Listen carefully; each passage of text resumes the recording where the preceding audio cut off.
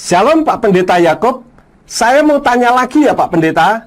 Apakah benar kalau orang Yahudi itu tidak bisa membunyikan rangkaian huruf Yod He Waw He yang jika ditransliterasi menjadi YHWH Pak Pendeta? Terima kasih Pak Ngamput untuk pertanyaannya. Saya ajak Pak Ngamput untuk berpikir sejenak.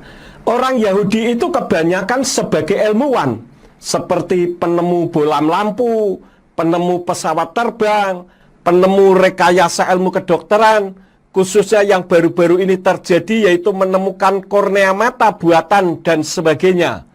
Sekarang coba Pak Ngamput pikir, masuk akalkah jika mereka sebagai ilmuwan tetapi untuk membaca rangkaian huruf Ibrani YHWH saja tidak mengerti? Masuk akalkah menurut Pak Ngamput? Tentu tidak masuk akal Pak Pendeta. Tetapi kenapa orang-orang itu mengatakan kalau orang Yahudi tidak bisa membaca huruf YHWH ya Pak Pendeta? Sebenarnya orang Yahudi setiap kali menemukan rangkaian huruf Ibrani Yod He Waw He, mereka mengganti Hashem yang berarti nama itu dan Adonai yang berarti Tuanku, bukan berarti mereka tidak bisa membaca rangkaian huruf Yod He Waw He Pak Ngamput. Melainkan karena mereka lebih tunduk kepada Talmud, yaitu di kitab Berakot Sotah 38b, Mishnah Sotah pasal 7 ayat yang ke-6, Mishnah Tamid pasal 7 ayat yang kedua, dan banyak lagi kitab Talmud yang mengatur agar nama Yahweh tidak dilecehkan atau dibuat bercandaan dan sebagainya.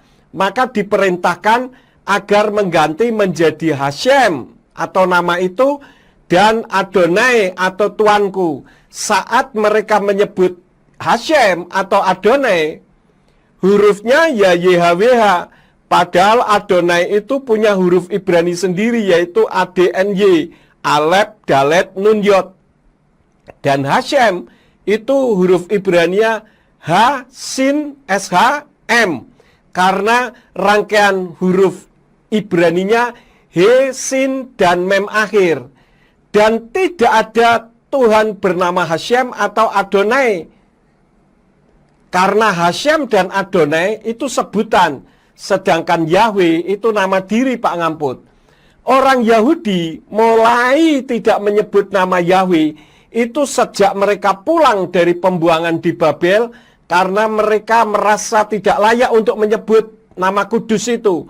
Mengingat di Babel mereka menyembah berhala, tetapi Tuhan mengasihi mereka dengan memulangkan mereka ke tanah kelahirannya melalui Raja Kores, yang justru orang yang tidak beriman kepada Yahweh.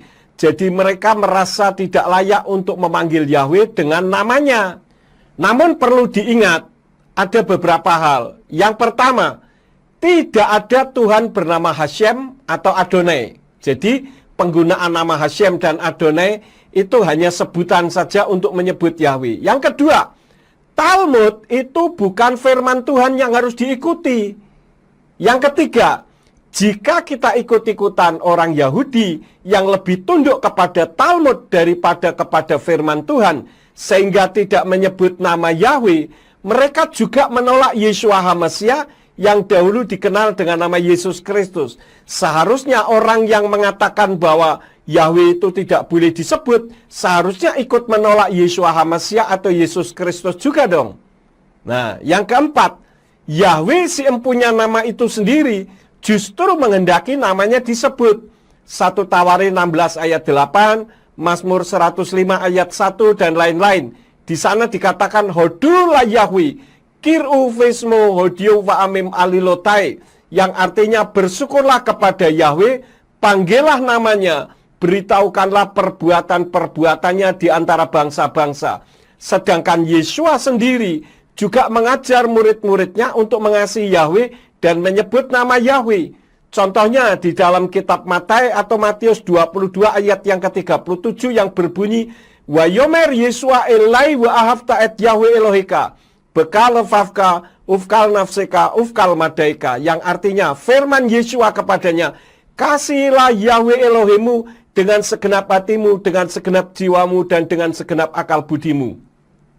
Kemudian di dalam kitab Injil Yohanan atau Yohanes 17 ayat yang ke-6, di sana berbunyi, Yeshua menyatakan nama Bapa. Bapa siapa? Tentu yang dimaksud adalah Bapa Yahweh. Jadi Yeshua menyatakan, bukan mengguremkan atau menghilangkan. Bagaimana Pak Ngamput? Bapak mau lebih taat firman Tuhan atau lebih taat Talmud? Seperti orang Yahudi Yudaisme yang menolak Yeshua sebagai Tuhan dan Juru Selamat. Begitu ya Pak Ngamput? Terima kasih untuk penjelasannya Pak Pendeta Yakub. Tentu saya akan lebih taat kepada firman Pak Pendeta. Sekarang saya sudah lebih jelas lagi Pak Pendeta. Sekali lagi terima kasih dan Bapak Yahweh memberkati Pak Pendeta dan keluarga. Amin.